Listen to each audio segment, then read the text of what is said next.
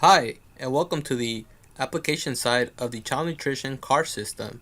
Today we will be showing you how to insert and complete your FY20 application. First, let's go ahead and get logged in. Enter your username, password, and hit OK.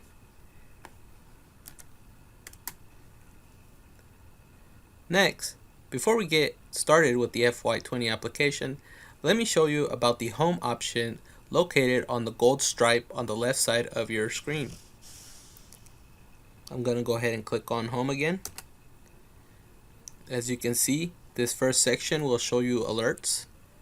Next, keep scrolling down. Here you will see a blue ribbon titled Mass Message Management. Here is where we will post all our mass email. We recommend that you view this area maybe once a month or so. Next, let's go back up. On the left hand side on the gold stripe, click on Add New / Renewal Application. Here, we will be adding your FY20 application. Go ahead and click on the small gray box titled Add New / Renewal Application.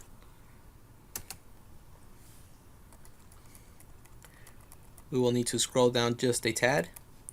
Okay, now you have this new box. Go ahead and click on NSLP. Scroll back down just a tad.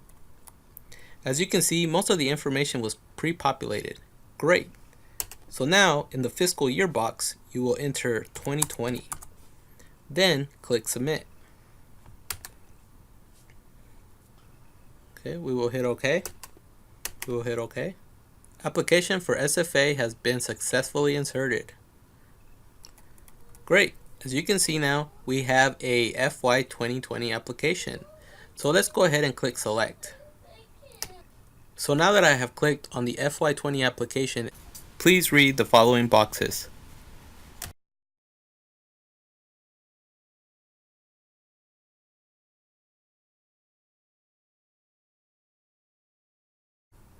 Now that we have inserted the FY20 application, let's pause on this for just a second. Let's go over here on the left hand side on the gold stripe. Let's go over to the SFA maintenance page. Please read the following boxes. We will press OK on this box. Here is the basic information for your school. The name of the school, mailing address, physical address. Please be sure to update each area. Here in the authorized representative, only the Child Nutrition Office may update this information. If you need to make any changes of any kind, please contact the Child Nutrition Office for further assistance. If all the information is correct, please go ahead and check this radio button and then click Certify. Continue to scroll down. If the superintendent's information is correct or incorrect, go ahead and make the update and then click Save Superintendent. Some of these programs may be applicable to your school, some may not.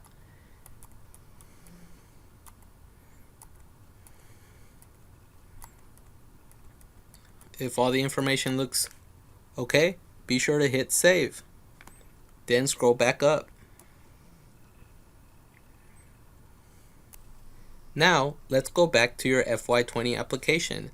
Let's go ahead and click on Checklist, located in the baby blue box. In order to complete the rest of the checklist, a permanent policy statement must be submitted first. Press OK. Alrighty. As you can see, the permanent policy statement is the only form that's underlined at this time. The forms below that are blacked out and are unavailable. We need to complete the permanent policy statement first. So let's go ahead and click on that. Most of your information from last year has rolled over. Please be sure to review each section to make sure that it is correct and up to date. If you need to make any changes, go ahead and make them now.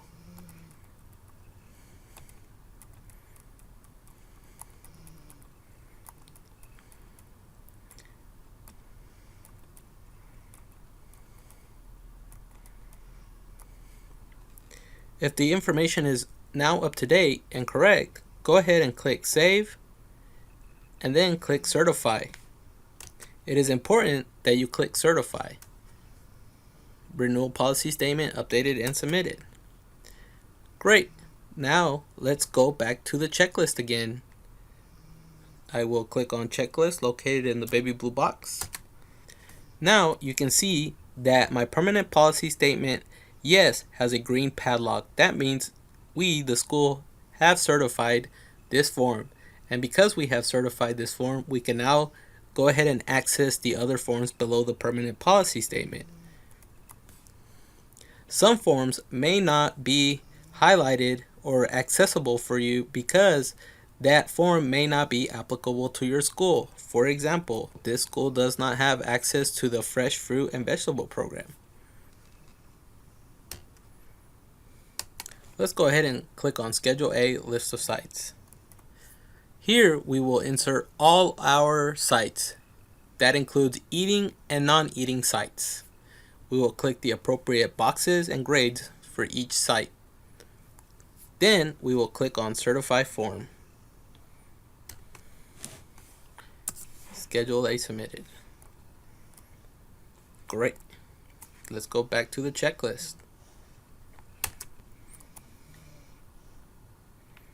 Now let's click on Schedule C, Severe Need Breakfast.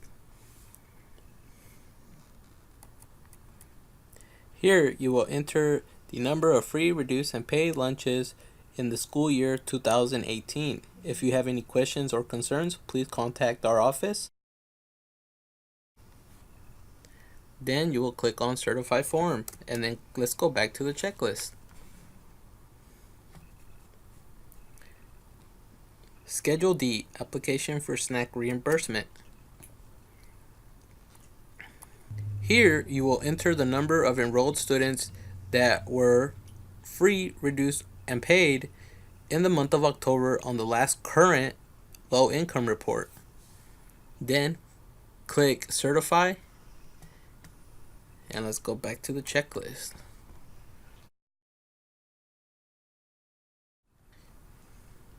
Next, let's click on Site Applications. Here, it is imperative that you make sure that all your sites are listed. You will need to click on each site so that you can make sure that site's information is entered and up to date. Please make note of these site numbers located in this column. You will need it later in the public release. For example, the Newcastle Early Childhood Center is 47I001110. Let's go ahead and click on it. Again, most of this information will be rolled over. If any information is missing, please enter that information and continue to update your site application. If your school charges prices for the paid and reduced, most likely you will select pricing site. Continue to scroll down. And number 9, please be sure that you enter the number of percentages for the ethnic and race. The ethnic and race should equal 100%. Let's continue on.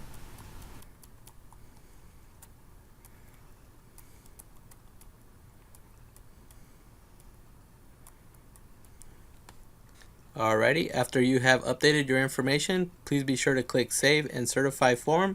Then we can go back to the checklist. Next, we can click on the renewal agreement.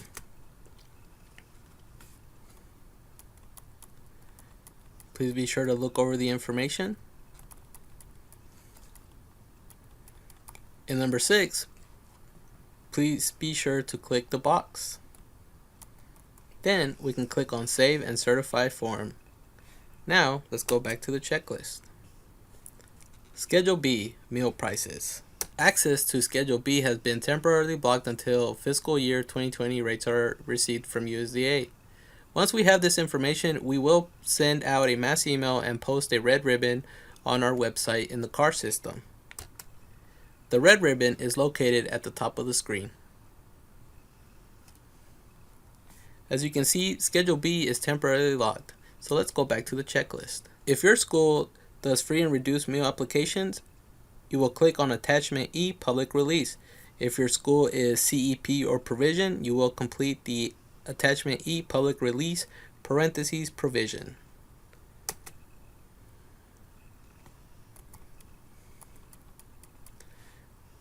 You will enter the required information.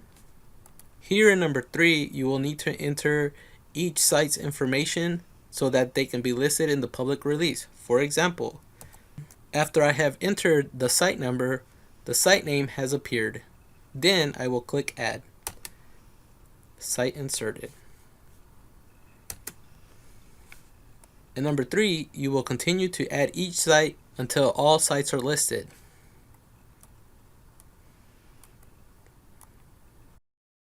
Review the other information listed below, click Save and Certify Form. Then we can go back to the checklist. You will continue to fill out the other forms as needed. There will be 4 forms you do not need to complete. Those 4 forms are New Meal Pattern Certification, New Meal Pattern Documents, the Low Income Report, and the Verification Report. The Low Income Report and the Verification Report will be completed at a later time. We will send out more information when that time comes. One of the main reports that you do need to complete as part of your FY 2020 application is the Health Food Safety Inspection Report.